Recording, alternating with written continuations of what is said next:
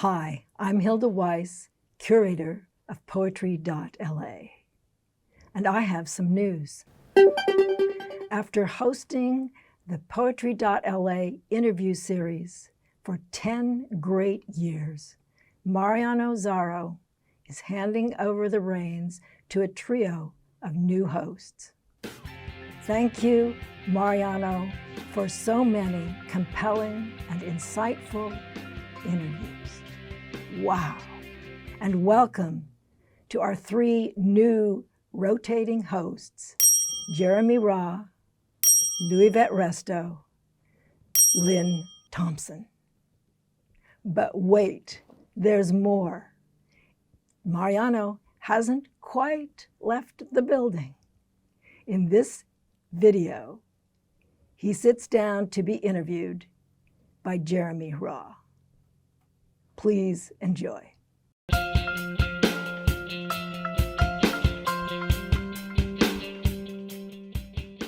Well, it's an honor to have you here, Mariano. Thank you. I mean, you've been hosting this for now, what, like 10 years? Yes. And the rough estimate that we have is 66 poets total? Probably around that number. Around, yes. I mean, that's a lot. It's a lot, yes. Yeah. Is it because that this whole thing tired you out? I mean, why are you bolting? Well, has been a great adventure. I met a lot of people, but I think it's time for somebody else to continue the interviews. I think that's it. Yeah. Well, when I perused over the list of people you interviewed, I mean, really, like you established kind of like I would say a foundation for the people who mean a lot and who are like big influences in LA. So thank you so much for that, for establishing that. Hope we can carry the torch. Yeah. You will do very well. You will do very well. You were taking literature classes and writing also when you were attending college in Spain, right? Yes. But you moved here when it was like 1994 to Los Angeles, and then you took some extension courses. And one of the teachers you studied with was Philomene Long. Yes. The Venice Beat poet. Yes. And you say that she's the one who actually called you out as a poet for the first time. Yes, that's right. Did you write poetry before then, or were you starting to? Or what was the discovery of becoming a poet like? I wrote poetry and short fiction when I was a student in the University of Zaragoza, and we published in the university magazine, and we created like a new magazine, you know, a group of people, they are young writers. But then when I came to California, the first time it was 1991 and the second time in 94, my English was very limited, very, very limited. So I was advised to take an English class, but I didn't want to take a regular English class because it was not exciting enough. So I said, if I take a poetry class, I'm going to learn the language in an area that I like. So that's when I took the class with Philomene Long. And of course, the assignment was to write like a chapbook of poetry in English, and that was a big challenge for me, but that was part of the excitement. So that was the beginning, and I think that's when I started taking poetry writing more seriously, when I was in her class, and also it happened that we were neighbors in Venice, literally neighbors. I could see her building, the Ellison, from my living room. So we used to walk on the beach and have coffee. And there's the famous day when she said, yeah, you understand this because we poets. That was the pronoun, we, because we poets. And that's when it clicked a little bit like, oh, maybe I have something to do with this poetry business, yeah. Oh, I love that. And your first book actually, was that published shortly after? Because that's the House of Mirim, right? And Mirim is a town in Thailand. Yeah. The very first book was actually, it was called Where From, Desde Donde, and it was the poems I wrote with Philomene in her class. I was very daring. I put all these little poems together and I published this book. But then later on, I wrote The House of Mirim, and Philomene was very instrumental in that sense, because she always encouraged us to have a journal and to write little things, you know. And because I was in Thailand for a few weeks and I was taking notes, it was my first time in a Buddhist country. It was my first time in Asia, so I took a lot of notes. And then when I came back from the trip, it was like a gift. Like many of these notes became poems. It was for my pace, for my rhythm. It was a kind of a fast rhythm to write that book. And then at the end of the book, the last two poems, I think it was Sarah Maclay wrote the intro for the book, and she was helping me with the manuscript. And she told me something happens in the last two poems of The House of May Ruin. There's like a change that I didn't see, but she did. And it was like the beginning of writing more narrative poems, more specific poems, less abstract poems, and that happened at the end of The House of May Ruin. What I found also interesting about some of your earlier work, they don't have titles. They're in fact numbered. They're sections, and but I wouldn't call them fragments. They actually are fully self-contained worlds. The other reason is that I'm really bad with titles, so so having a number it solves that problem. But I like the idea. I like the idea of all the poems in the book to talk to each other and to create like the body of the book and to see the book as a one long poem. I know you said before that like you made yourself write both in Spanish and English for a lot of your bilingual poems. Yes. Right? Is this because I love that so much, because it's something about that discipline I think opens up the linguistic possibilities in a way that's very Mariano, I would say. You know what I mean? You know what I mean? I don't know. You don't know? Let me explain. So I really do love the fact that like the different, it's not a some of the poems you actually had translated. You had a translator. Yes, in some cases I had like Alicia Vogel did the English version of three letters. That's right. Yes. Yeah. Why was it important for you to actually have like some of your poems and write the original language and the translated language come from you? Yeah. And also, which language did you usually write first? When I first started, I think my tendency, of course, was to write in my first language, Spanish, and that was it, And then when I became more fluent in English, I experimented writing in English. The advantage of writing in English when your English is deficient in a way is that the language is a little bit distorted. It's already a little bit violent. So it helps poetry in a way to write as a second language learner. I think if you try to write an essay as a second language learner, you're going to make a lot of mistakes. In poetry, those mistakes may be beneficial. They may increase the value of the poem. So what I realized when I was writing the Spanish version and the English version, the big discovery for me was that there was like a third poem happening in between.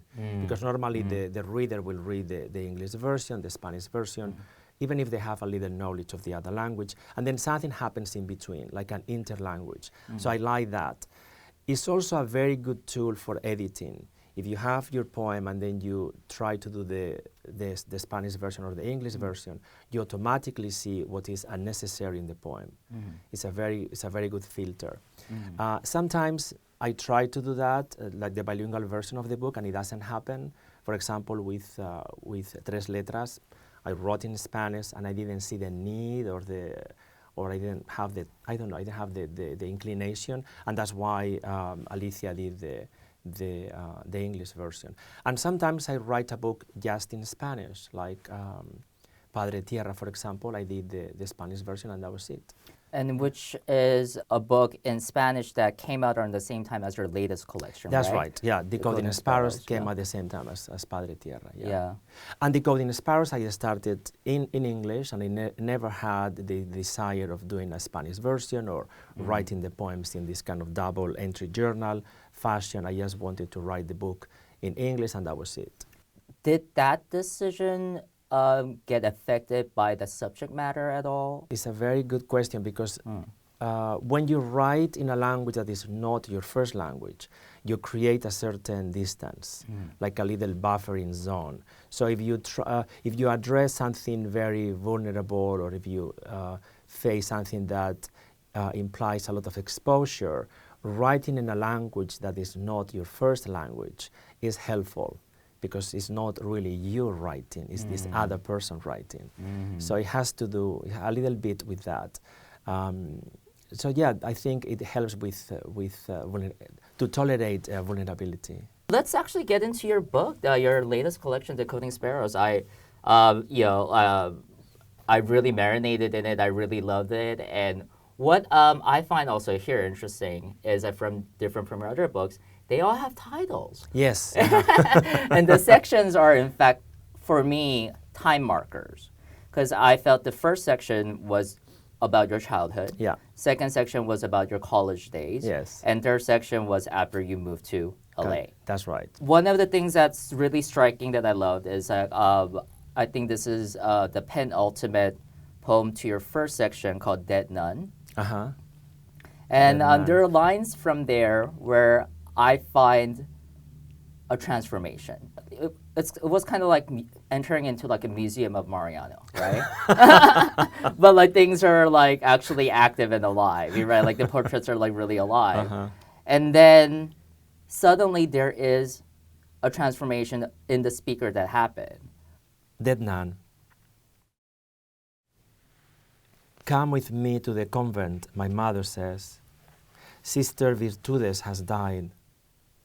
Put on the wool hat and don't forget your gloves, it's freezing. My mother and Sister Virtudes were friends, even though she could only leave the cloister to go to the dentist or to see a doctor. We visited Sister Virtudes, used to take her small tins of hand cream and sent it. I know this is against the rules. My mother apologized. The open coffin is not under the central dome. It's in a small chapel behind a tall wrought iron gate. She doesn't look dead, my mother says. Come closer. She doesn't look like Sister Virtudes, I tell my mother. That happens to all dead people once the soul leaves the body, my mother says. But she looks beautiful. Sister Virtudes has fresh flowers across her forehead, like a bride or a girl about to receive her first communion. Those flowers, in the middle of winter, my mother whispers. The nuns are around the coffin, all standing, except an old nun sitting in a wheelchair, her legs covered with a thick blanket. Liberame, Domine, de morte eterna, the nuns sing. Liberame, Domine, de morte eterna, we repeat. I remove one glove, touch the hinge of the iron gates. Mother, I say, the nuns are not wearing socks. That's because of the mortification of the flesh, she tells me. What's mortification, I ask. The nuns stop singing. Silence floods the chapel, a silence full of incense and the souls of all the nuns who have died in the convent before. It's time to go, my mother says. I want to leave and I want to stay. The silence in me will be split open one day, like a fruit that stains your hands. We pass the sculpture of Gabriel, the archangel, fighting a naked Lucifer. Above the altar, the dove of the Holy Spirit, suspended on a silver cloud. Wow. I love that line where suddenly like this speaker is talking. I think those moments are rare, but that's why like they pay off so much in your poems, is that when the speaker starts talking about what he wants. You know? Yeah. And like that moment, it was really stood out to me. The silence in me will be split open one day, like a fruit that stains your hands. You know, and there's a lot of, there's like a lot of religious imagery. There's a lot of the hometown sensibility, right? Like the small townness of everything, and like piled onto that, I felt like that moment just became so expansive, and it was also forward looking to the other sections. Yeah. And the tension between me wanting to stay because I like that space and I like the, you know, the nuns and the convent, but at the same time I want to leave. I want to stay and I want to go. I want to explore. I want to continue. So yeah. I think that conflict is actually there in a lot of it, where because you want to preserve, but like this is also a place that you left. Yes. Yeah. Yeah. So there is that like longing that's throughout, I feel. Yeah. And I love the title. It's just like Dead Nun. There's no, you know, I mean, it's just what it is. It is what it is. Yes. How was it like actually coming up with titles for your poems this time? I think it was a little easier. I also meet with a group of poets every month, and then I take poems to the group and we discuss the poems, and I think it's less intimidating to find a title because I think they help me a little bit. So yeah, I felt a little more comfortable with titles for this book. Yeah. The title poem, by the way, Decoding Sparrows, that one's about your father. Yes. I didn't know this when I was a child. I didn't know that he had this wisdom. I thought my father was a farmer, so I assumed he was not intelligent enough to be anything else. So that was my own problem, of course. But then, so what I realized is that his wisdom was in speaking in a certain metaphorical language, like like elliptical, and many times using images related to nature and things like that. And as a child, I thought it was just, he's peculiar or whatever. But I didn't get the full meaning of his way of speaking to me until later on. I think when I turned his age, like, maybe, I always think of my father when he was 50-something. So I think when I turned 50-something, I started to realize, this is the way my father used to think. That was his intelligence, but they didn't see that as a child. And the book that got published in the same year, that's only in Spanish, is that more of a story of your father? That's totally my father speaking. Your father speaking. It's like a conversation with my father, and there's a lot of my father speaking in that kind of about the trees and the roots and the land and all that, the mist, all that terminology, yes. The Poems of Erosion, that was your other collection. You said about it that like it had to do with 3 separate feelings of loss or disappearance. When I first came to California, I was 28, and in the beginning it's almost like you are visiting a country. So you are in your own individuality, you have a suitcase and you explore the country, but you are not affected or a little bit, you don't think you are affected in a way. So you are a visitor. There is a moment that the cultural patterns and the cultural information of the new country starts to change you. And so there's a moment of you're not in this land, you're not in that land, so you're in nobody's land for a little bit. And so this book, Poems of Erosion, is basically taking notes of that moment of being not here, not there. That was I think the origin of the book. I actually thought about that in conjunction with your sections right now of your current book or your latest collection. Yeah.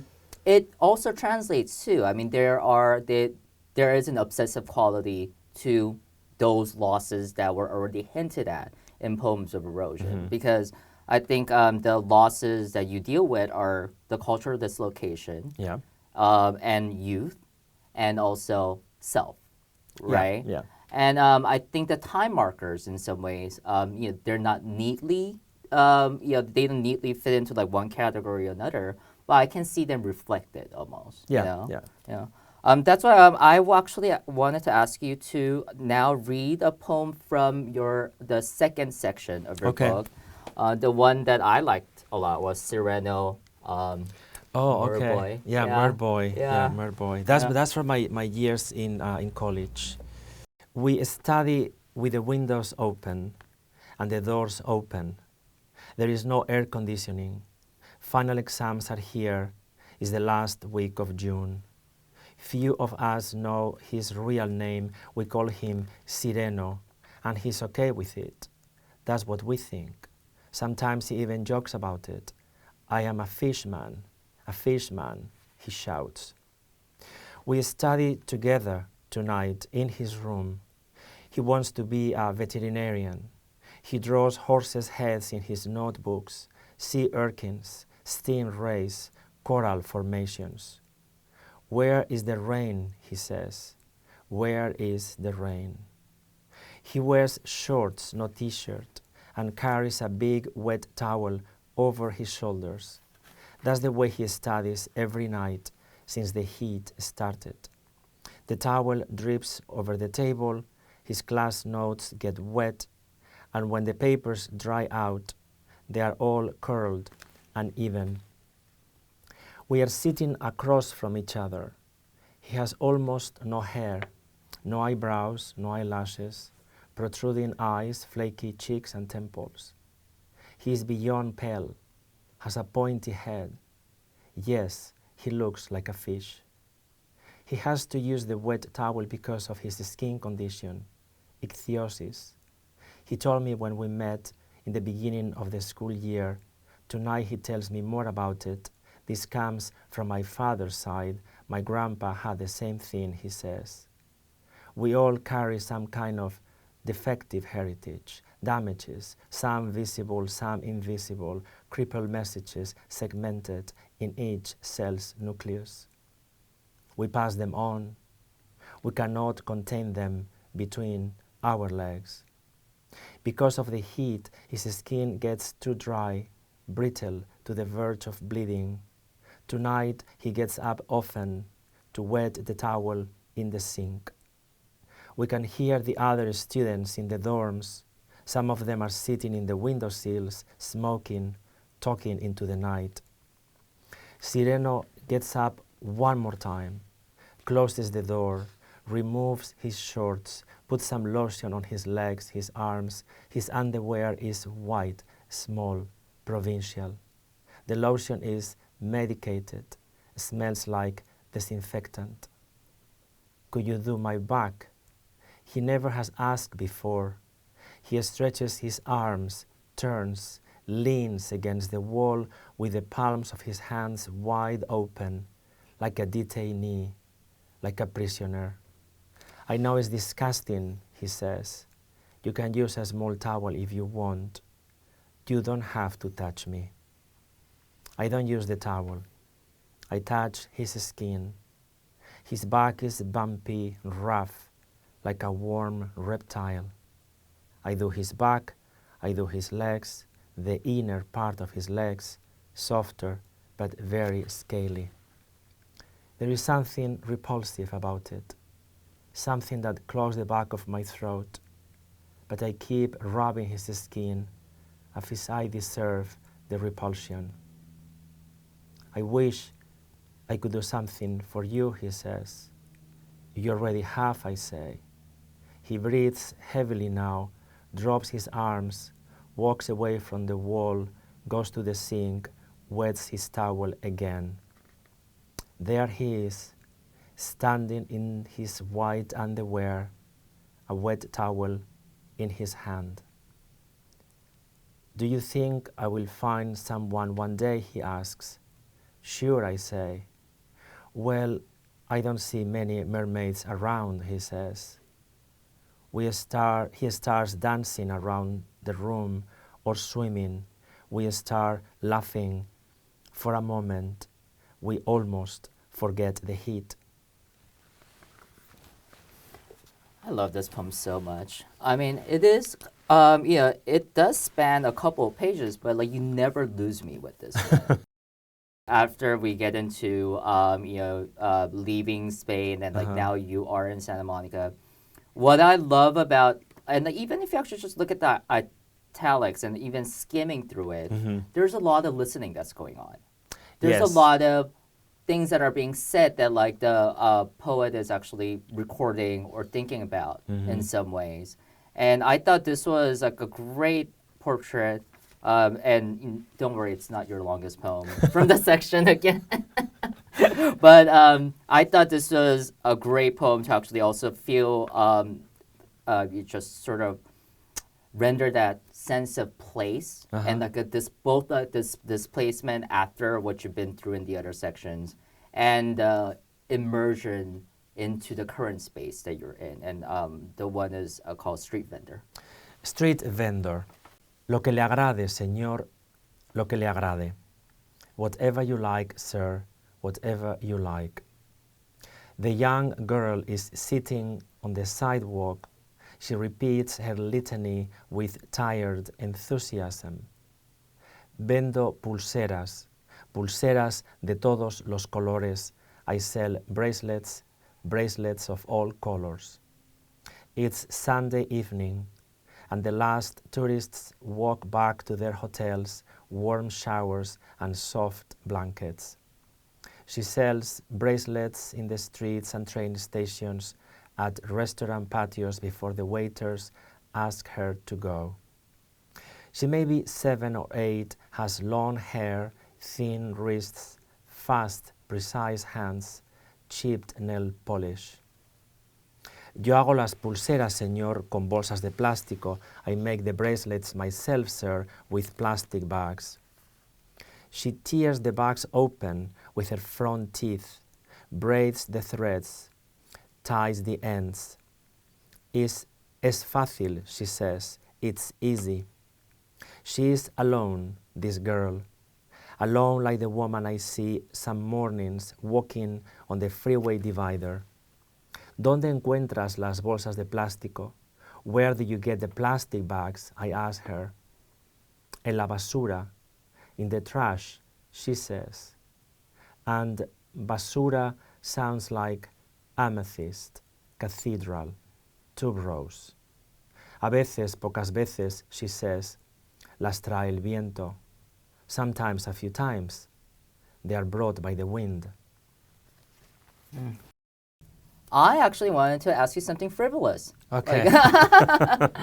Okay, so for, 10 years, long time, 60 odd great poets. Poets, yes. Yeah, what are your favorite moments? What are the highlights? Yeah. The highlights of the Poetry.LA interviews. I think in the beginning of the interviews, when I didn't know what I was doing, really, but we invited Wanda Coleman to be interviewed, and she said yes, which is a sign of her generosity, of course. So she came to the studio with her husband and somebody else, and they were sitting as an audience. We put 2 chairs, so normally it's just the poet and Wayne and Hilda behind the cameras, and that's it. But in this case, it was Wanda Coleman and an audience. So it was very interviewing Wanda Coleman was already intimidating enough, because she was a national treasure and all that, but then I had to kind of perform in front of an audience. So that was a good moment.